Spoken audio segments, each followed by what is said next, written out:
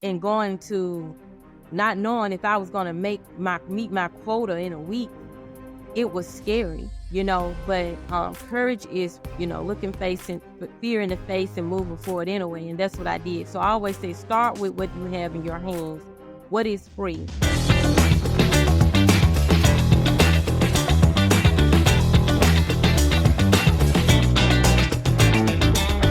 Welcome, y'all, From Chaos to Clarity podcast. Unleash your business potential. I'm your host, Sonia Jones of GIP Financials, your Mr. Miyagi of money.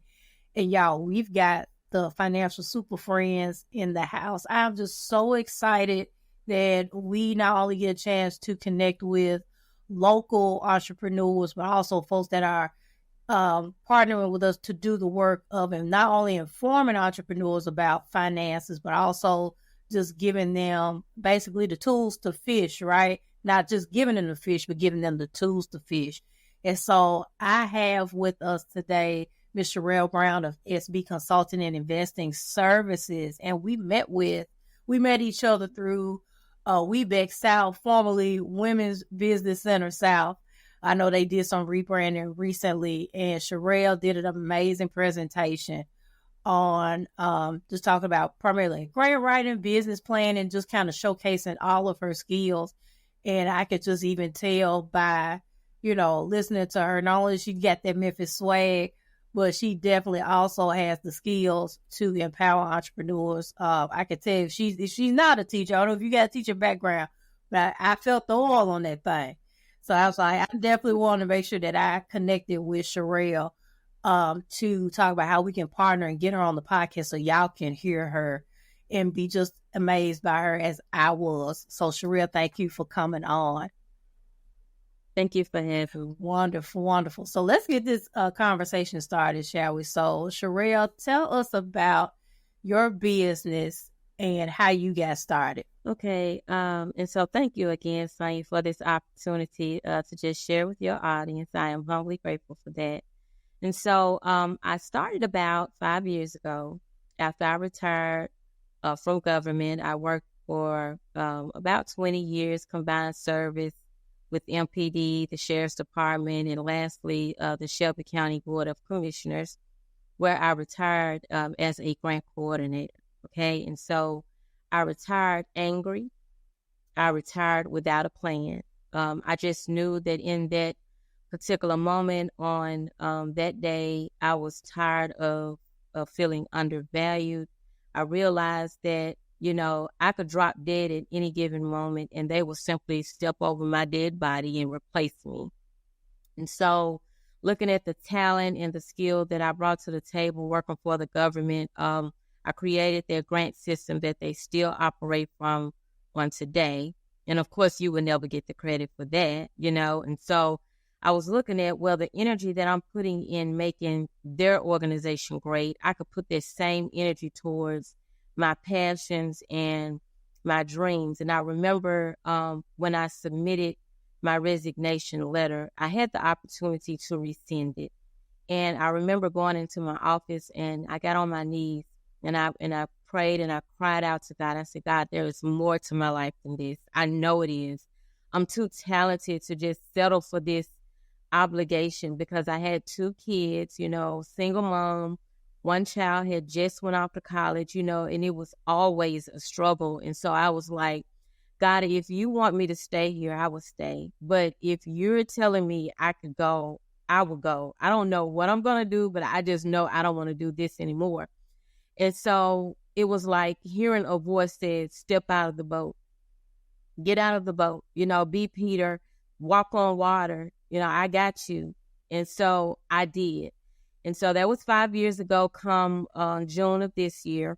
And so I started out with what I knew best, which was doing hair. I always did hair on the side. I got my license back in 2004, and I did it part-time because, again, I was always working for the government. And so when I quit, I started doing hair full-time because I went into hustle mode, right? I'm a street kid first.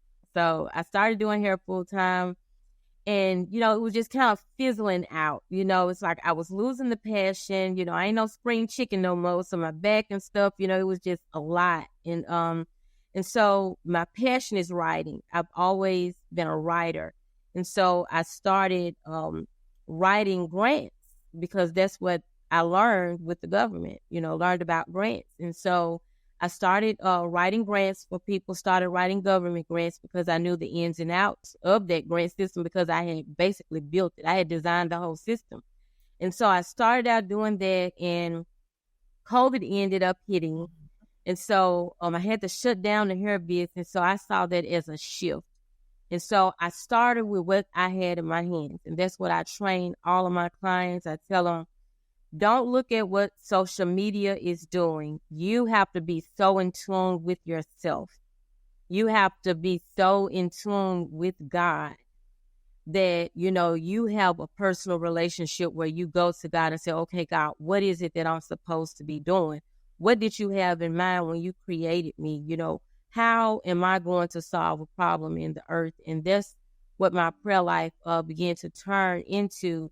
And it was a real faith walk. There was some seasons where, I didn't know what I was going to do from month to month. And I learned to pay my bills up in starting out. Because when I would make a lump sum of money, that wasn't money to blow. That was money to stack, to save, and to pay those bills up. At least I have that peace. Because one thing about being stripped away from the norms of relying on a paycheck, and where faith is now your currency, that's a stripping away that could be catastrophic, because we as human beings, we crave control. We crave predictability. So me being able to predict getting a paycheck twice a month, and going to not knowing if I was going to meet my quota in a week, it was scary, but courage is, looking fear in the face and moving forward anyway. And that's what I did. So I always say, start with what you have in your hands. What is free? I knew I had a mouth. I had a voice. I had a story to tell. I had an email. Gmail is free. Okay. And don't let people convince you that you got to pay money to get some kind of commercialized email address just so it'll look polished. No, I know some real movers and shakers that are doing business from a Gmail account. Okay. And I knew that I had social media, and that's what I started with to get my business started. And then as I grew, I started investing the money as it became available, because in the beginning, to be honest, I was in straight survival mode. Wonderful, wonderful. That's just so many gems in it, Shirelle. But I definitely want to highlight the fact that, especially with two things. One, like she said, use what's in your hand. Everybody that is on the planet, God has put something in you, whatever your secret sauce, what my pastor says, what you're famous for in heaven, right?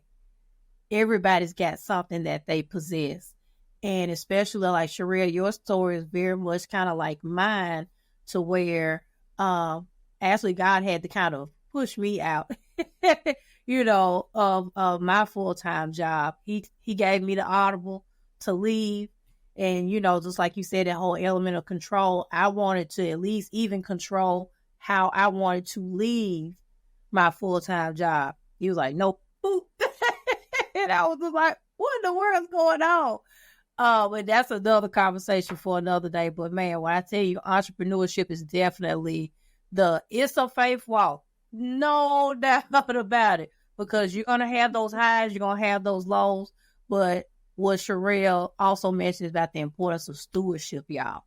Right? So when you do have those moments where, you have more profit and more revenue, you got to make sure that you cover yourself on all sides. Right? And also making sure that you, just be strategic in how you allocate those funds. So that was just amazing. Thank you, Shirelle, for that. So let's talk about in your business as you were going through starting your business up until now. You had to have a system, right, for tracking your finances. And you talked about that a little bit previously. But one of the things I love that you said in your email is that you're old school and you track your finances through Excel, through a spreadsheet. So kind of walk the people through that process. Right. And so just as you stated, I mean, I'm old school. as I've, shared with many people, I was heartbroken when they ended the BlackBerry. I was one of the ones that was still using my VCR until it just stopped playing.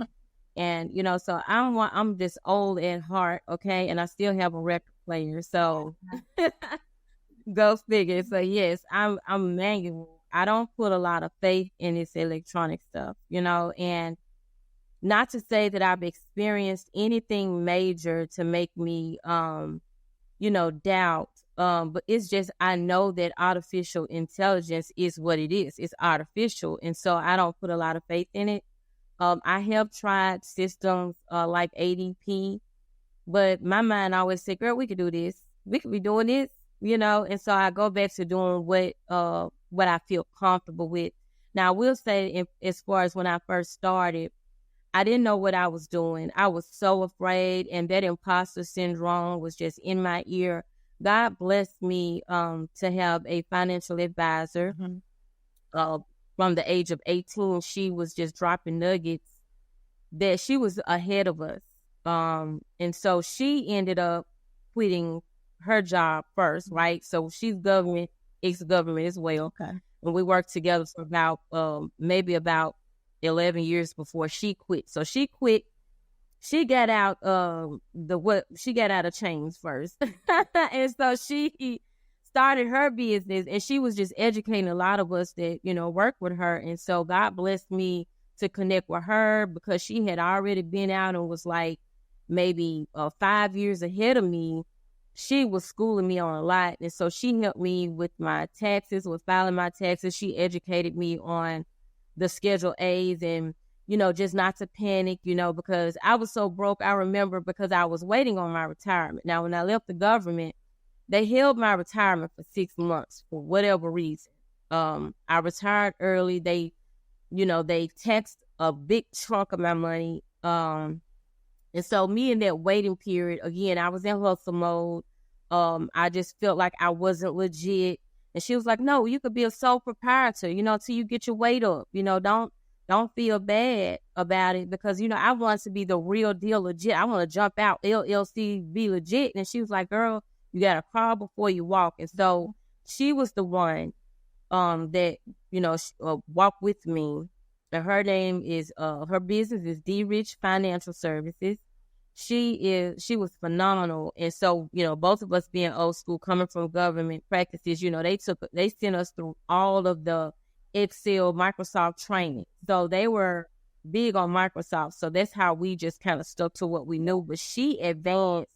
Now she's savvy on all of the software, all of that financial platform and, things of that nature. And I still have not got into that. And, she kind of fusses at me a little bit. I sent her a spreadsheet for her to, go through my documents. So yeah, I'm old school. Yeah, that's wonderful. So yeah, that's one of the things that, we teach here at GIP Financials. And although we are doing QuickBooks here, we also recognize that there are several different circumstances to where, folks may not be ready or they just choose not to use, accounting software, but still have a system to where their financials are organized. Right. So I wanted to make sure that you definitely talked about that. Because some people still kind of turn a nose up to that. And with me being an educator, you just have to make sure that you have resources in place for every type of learner. You know what I'm saying? And just like what you mentioned, since you came from an environment where Excel was comfortable for you, that just makes sense to do. Right. So, yeah. When I was doing hair, people mainly paid in cash or cash out. So I would say for those who are, they collect cash, you could make sure you deposit that money. That way you could pull your bank statements as well. That's a great way to track dollars too. So, I was dealing with a lot of cash transactions doing hair. So, and a lot of my old school clients, they either want to pay with a check or cash. And now I stopped accepting checks because of bad experiences, But cash, the best way to track cash is to deposit it and to, pull your bank statements monthly, just so you'll be able to document and write down those cash transactions so you will know where it came from, so you know where to categorize it in your track. Right. That's amazing. That's great information. So you mentioned something about, the tracking part of it. And we're going to go into the next question about the lessons learned as you were tracking your finances in Microsoft Excel. So just kind of talk to us about one of the lessons that you learned as you were going through that process. Well, I mean, and it's still like this year, I'm still kind of sort of dealing with that. But I would say that if you don't, it's probably best practice to track your money, I would say weekly or either monthly. And when I first started, I was doing monthly, and it was easy to track money because you really weren't getting a whole lot in. So I was keeping up with the money and categorizing it, and tallying up each month. Well, as I began to get busier, that task got put on the back burner, and and even though I was making more money, I still wasn't making enough where I could hire someone to pick up that task, or even trust somebody. You know what I mean?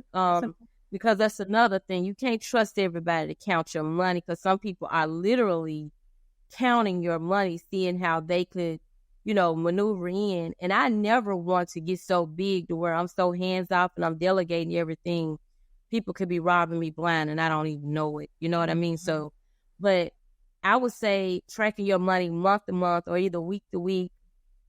And that way, when it's time to file your taxes, it'll be easier to track all those dollars, as well as knowing your profit and loss, because most entities, if you're looking into partnerships, if you're looking into grants and loans, they want to know the health of your business, the financial health, the cash flow. So it's always good to track those dollars monthly and or either weekly, just so you won't be stuck at the end of the year doing a year-end process where you're having to go month to month. And, and when you do that, something always is unaccounted for. Mm-hmm. And, I found myself the past couple of years being stuck with a miscellaneous category because I honestly could not track where the money, where that money came from. So, right. That's a very, very honest response, right?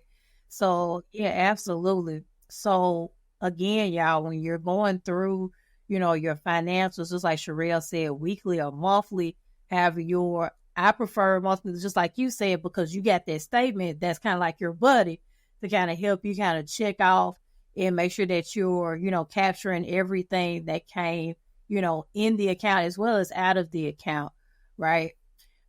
So yeah, I agree with that wholeheartedly. So now you also mentioned another keyword, grants, right? So for y'all, Sherelle is a grant writer.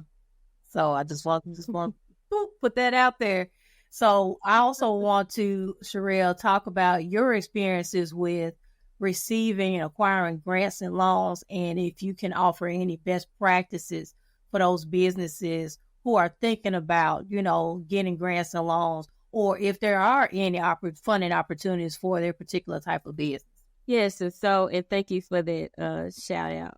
So I have been a recipient of both grants and loans. And, even though loans you go in knowing that you're going to have to pay this money back. Sometimes if you're not compliant with the grant requirement, you'll have to pay that back too. And that's what a lot of people, they're misled into believing, oh, this is just free money. Well, it's free in a sense, but the reporting requirements makes it a bit tedious, and so it could cost you if you take that money and you don't do what you say you're going to do with it.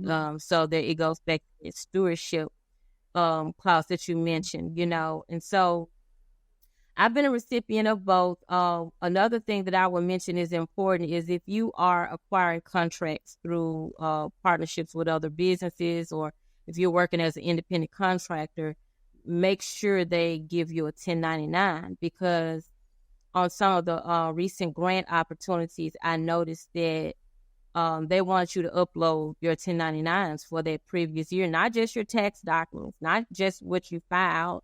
They want to see the 1099s that were sent to you and they're going to compare that to what you're saying your income was on your financial flow chart. And so in the event that you're trying to maneuver something, you know, the math ain't mathing, they're probably not going to give it to you. So that is something that I've been seeing a lot lately, is they want to see not only your tax statements, but some of them would even ask for your bank statements. They want to see the deposits, and they want to see your 1099s just to show that accountability piece, you know.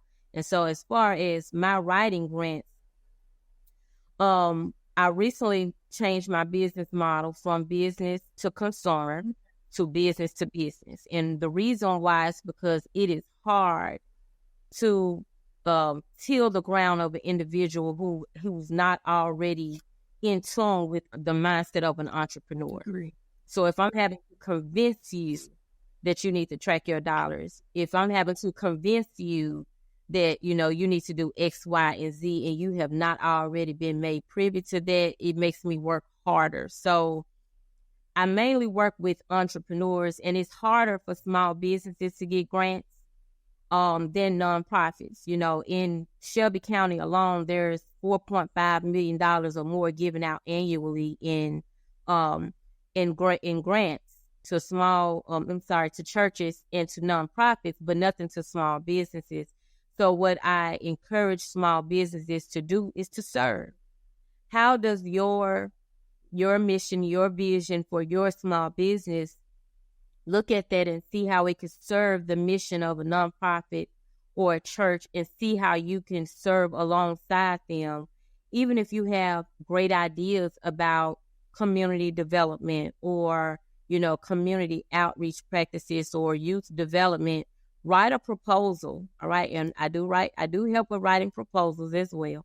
Write a proposal that speaks to the vision of their organization, where you all can partner and they can put you as a line item in their budget when they go before the board and ask for a grant, you know, and that's how you can partnership. That's how I've been blessed with my business, is just working with other organizations, working with other businesses to see how we can put our heads together and create something new and beautiful. Wonderful. Oh, just so many notes. You notice I went and got my Post-it note. I was taking notes. So I want to emphasize two nuggets, because you were preaching to the choir here, and I definitely want to, you know, emphasize a couple things. One, you talked about that 1099. I cannot stress that enough, because that's one of the things that I say is that long gone are the days of the PPP days where the money seemed like it was just kind of just coming out the sky, right? And you hardly had to, you know, fill out an application, you know, with the SBA. Now, what a lot of the grants are doing, it for some have been doing, particularly for small businesses, right? If you win or earn a grant, or if your grant is awarded to you, I bet 99.9% of the time they're going to make you submit a W-9, because although no, you don't have to pay, you know, the grant back, but you have to report that income, right, to the IRS, and or whatever free services that they provide to you. You have to pay the equivalent of those services to all your taxes and pay it to the IRS. So I just want to make sure that, you know, and not every grant is like that, but just be prepared for that, you know. And then also what, you know, Sherelle had mentioned about the importance of submitting those 1099s once, you know, in January, once you get those, because I was the recipient, GIP was, of the Comcast grant, and it was in fine print that they're going to send a W-9 based off of the types of, because we got technology, we got coaching, we got monetary, you know, grant. So all of those things, they said you're going to get in 2023, your 1099 is going to be this amount. In 2024, your W-9, your 1099 is going to be this amount, because they just want to make sure that it's crystal clear. Because if you are in a business, hello, and you're legit, you got to make sure that you are able to cover, right, and have the expenses to cover, you know, the said income that you receive. because when they're giving grants to your business, they're assuming you said, just like Sherelle said, you said that you legit, right? Well, there you go. So you got to make sure that your numbers say so. And then the second thing that Shirelle mentioned about the importance of community impact. There is no grant on the planet that does not ask you about how you're serving in the community. Right? There is no grant. Right? And especially let's just kind of keep it in the city of Memphis, for example. They just recently had what they call the SCIF grant, the Strategic Community Investment Fund grant, right? That particular grant is only for nonprofits. However, there are several nonprofits that partner with for-profits for a specific type of program, and they get those funds from the city of Memphis. So when you're thinking about, especially as a for-profit now, speaking for the for-profits, and you're looking to get funding, how do you do that? One, you have to be able to serve in your community. And no, it's not limited to like clothing, food drives and stuff like that. Like when I met Sherelle with We Big South, right? That's an example of that because she's offering, her skill set to the general entrepreneur community, right?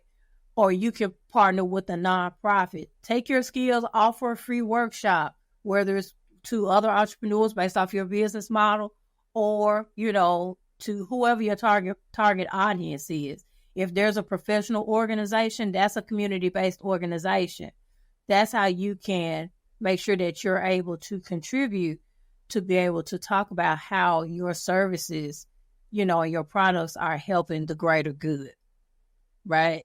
So I just want to make sure that I partner with Shirelle on that because there's no way around it. You got to do it, right? So, yes, I told you this conversation is so good. Oh, I love it, love it, love it.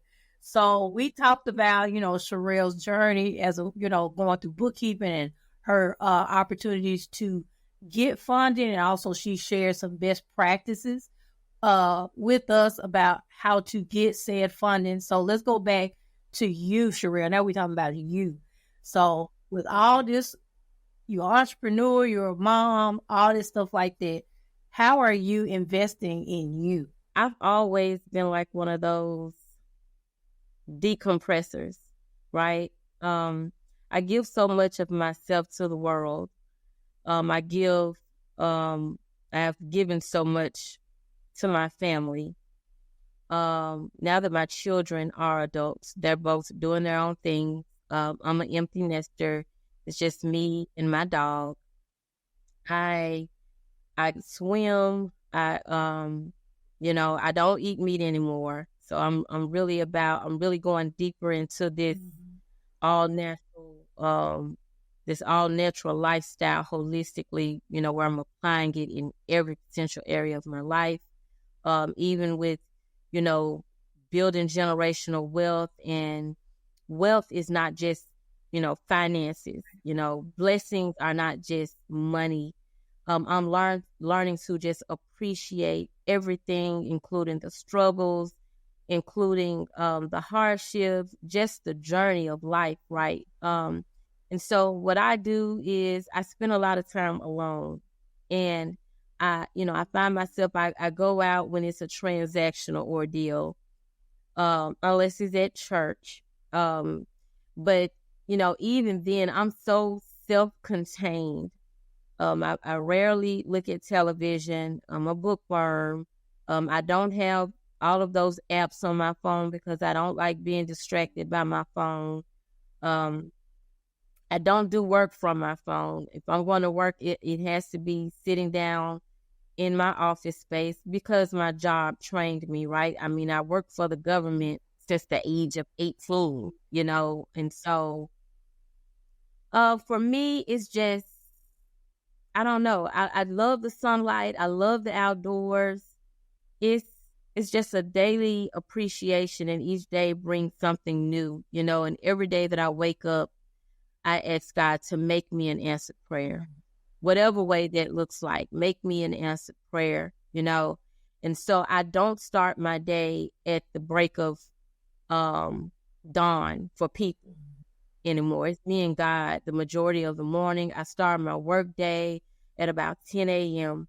I don't face the world until I've had my time with God. You know, I wake up, I drink my warm water. That was the replacement for my coffee and all of the processed things, you know, and I just get quiet enough to just listen to what's going on in my head, you know, so I know what to pray about. So, you know, a lot of people call it meditation. And so, I mean, I'm just learning to get back all of the pieces of me that I gave out to so many others. And that's a daily task. And it's a daily fight to stay motivated, to kill that imposter syndrome. I don't want anybody to think that there is a place of arrival, because it isn't. Mm-hmm. You know, we make it look easy because God makes it look easy for me. Okay. But every morning I'm not facing the world until I commune with my Abba Father. That's what I call him. And, you know, and I find out what's on his agenda before I just throw my agenda in his face, you know, because some days I wake up thinking that I'm finna achieve this whole to-do list, and it could be only 2 things that God wanted me to do that day, and it didn't even have anything to do with me, you know. So I've learned to lay my plans down and just getting back to the place, what, you know, wherever God, whatever it is he had in mind when he created me, right? Because we're learning backwards. We're getting back to who we were when he created us. And that's what you watch, and what you watch, you listen to, who you keep company with, what you say, and what you put in your body. Amen. Yes, yes. I loved all of that.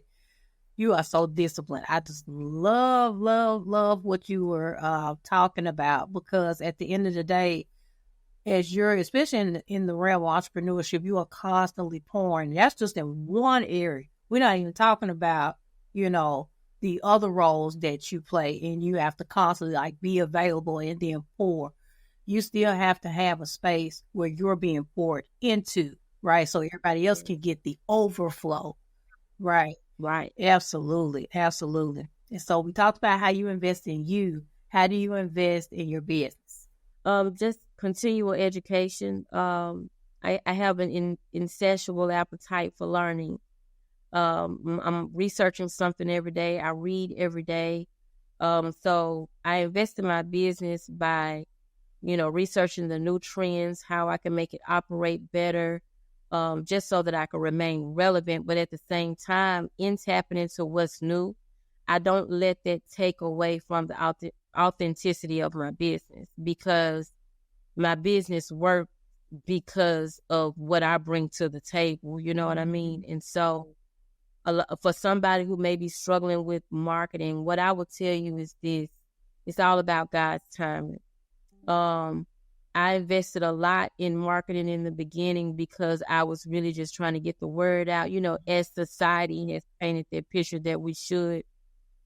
But when you show up as your authentic self and you just have conversations with people at networking events, y'all, word of mouth is still the number one seller. I don't care what social media platform come out. Mm-hmm. Word of mouth is the best seller, and people want you to be personable with them. So I was blessed to jump on Facebook because I wanted so much encouragement. I began to share what encouraged me. It allowed me to build an audience, build relationships with people that I didn't even know that I was doing, because I was just doing me. Mm-hmm. You know, so that's how I invest in my business. I just make sure, even though I'm investing in it as far as keeping it relevant, trying to keep up to date, I make sure that it still says SB Consulting and Investing Service, you know. And SB stands for Shirelle Brown. Absolutely. You better let them know. No, that's right. Don't get it twisted. So, yeah, education is definitely key. You have to be, you know, aware of what's going on in your industry, you know, and then also you have to be aware of what I call the hanks, right, that's out there on social media misinforming people. So you can make sure that that you're, you know, educating your community on what's real and true, you know, out here. Mm-hmm. So, Sherelle, it has been a blast. Yes, most definitely. Talking with you. And I know I was, enlightened by everything that you talked about. I identified with a lot of what you have gone through and what you're thriving through and all that good stuff like that. So before we end, two things. So I'm going to ask you one more question and then let everybody know how they can get in contact with you and if you have any, promos or anything that's going on. So with our audience are primarily entrepreneurs that are like, y'all, this bookkeeping thing that y'all are talking about, these business finances, I'm just kind of like, what? Already, right? But I'm hearing y'all talk about, that it's necessary. I still don't know what to do next. So, Sherelle, just give the audience that last little nugget of encouragement. Why is it important for entrepreneurs to track their finances? Yes, and so I understand totally, with the hustle and bustle of everyday life. Again, everything that I've done, every business pursuit, as it pertains to my adult life, everything that I've done, I was a single parent.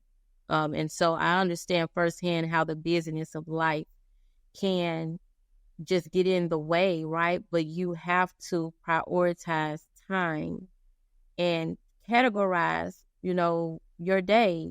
Break it down, like what they say, the only way to eat an elephant is one bite at a time.